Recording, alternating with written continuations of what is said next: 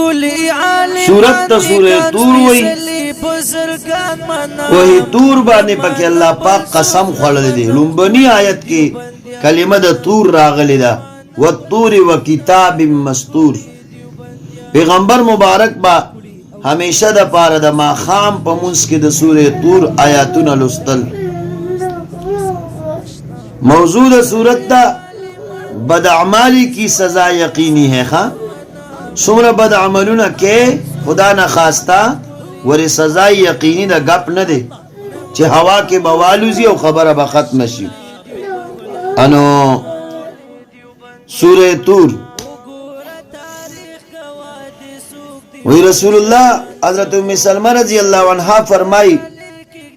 چھ ما رسول اللہ مبارک علیہ السلام تا یوزل دخپلی بیمارے شکایتو کو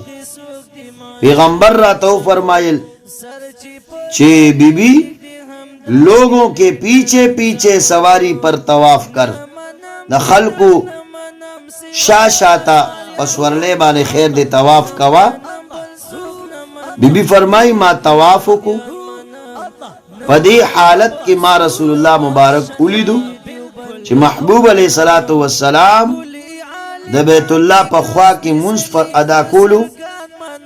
او پا آغا منس کی نبی علیہ السلام دا سورہ تور تلاوت کولو والتور و کتاب مستور علامہ ابن سیرین رحمت اللہ علیہ فرمائی خوب کے سوک دا سورہ تور تلاوتو کی دلیل داری چی پا دشمن باندے بفتح بیا مومی پا دشمن باندے بفتح بیا مومی سورہ تور آیاتو نے 49 تی او کم 50 واڑو رکوگانی دو دی کلمات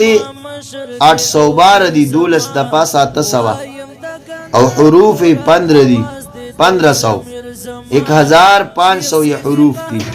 او زبرون پاکی 416 مرتبہ استعمال شوی دی او زیرون پاکی 148 مرتبہ پیش پاکی استعمال دی 182 مرتبہ اور دو زبر پاکی استعمال شوی 11 مرتبہ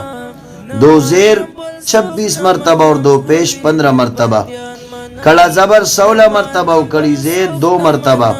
او الٹا پیش 3 مرتبہ او جزم پک استعمال دی 293 مرتبہ او شد پک استعمال دی 91 مرتبہ مد پک استعمال دی 41 مرتبہ واللہ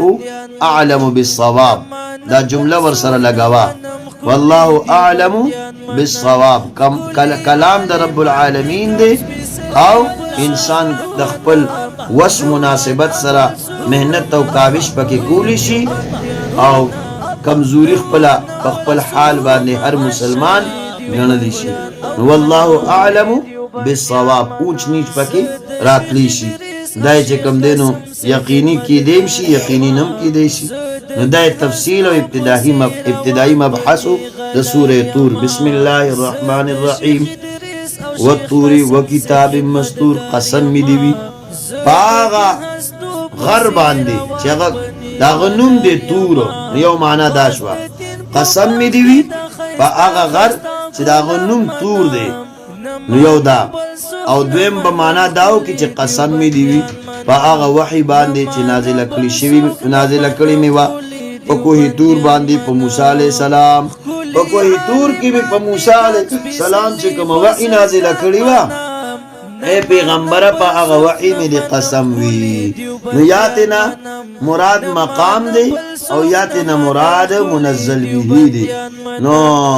آلتا چکم وحی نازل دا نو پا آغا وحی او آیت کی دلیل نقلی دے دا مقام دا وحی دا موسیٰ علیہ السلام نا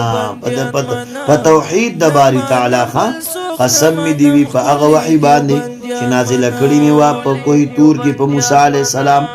و کتاب مستور او دا خبر لکلی شوی دا پا کتاب لوح محفوظ کی پا کتاب کی مستور دا لکلی شوی دا دا وحی دا موسیٰ علیہ السلام یوا یا دا خبر دا دی وحی متعلق دا پا لوح محفوظ کی مستور دا لکلی شوی دا فی رقم منشور او دا کتاب سنگا دے الکتاب مکتوب فی رقم منشور دا کتاب لکل شوی دے پا پانو او کشاداو کی پا کلاو او پا وسیعو پاڼو کې په پراخه پاڼو کې دا کتاب لیکل شوی دی والبیت المعمور او قسم می دی وی په دغه کور البیت المعمور غونډه معناو کا یوا آسانه التا د قسم خوړو د پاره د توحید د اثبات الله پاک په مقام د وحید موسی علی السلام او دلته قسم خوري د پاره د اثبات د توحید د باری تعالی الله د خپل وحدانیت د اثبات لپاره قسم خوري په مقام د وحید نبی علیه الصلاۃ والسلام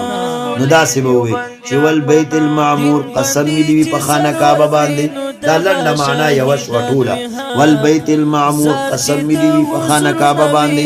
یوا او دویمه معنا بداو کی جی داسې وایا والبیت المعمور قسم دی په کور باندې المعمور چې آباد کړی شوی دی بکثرت الناس بالعبادت خان